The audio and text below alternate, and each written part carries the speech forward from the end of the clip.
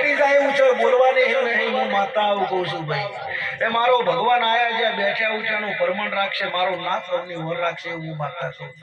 મેં દુનિયામાં જઈ માતા એવું નહીં કીધું મેં કર્યું કરતો હરતો તો મારો નાથ છે એના ખોળામાં અમે માથું નમાવન તમારા હારું થઈને કદાચ વાત કરા તે આખા ઝાપડીના ખોળામાં તમે કલુઠી વાળીને બેઠા હશો તો આ માતા ચોય કોદાળો ખવાનો કોટો નહીં વાગવા દે કોઈ આખા પાછું છે તો ચોય બાત ભીડતા આવડતી નહીં પણ તમારા હારું થઈને ભગવાન જોડે ભીખ ન માગું મારું નામ માતા નહીં કહેવાનું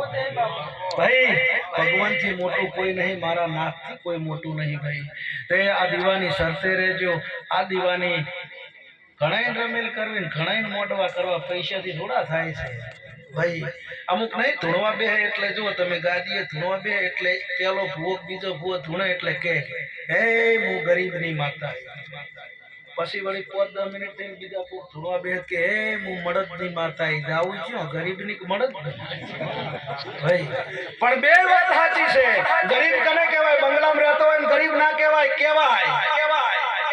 એનું વતેડું જેનું ગરીબ હોય ને એને ગરીબ કહેવાય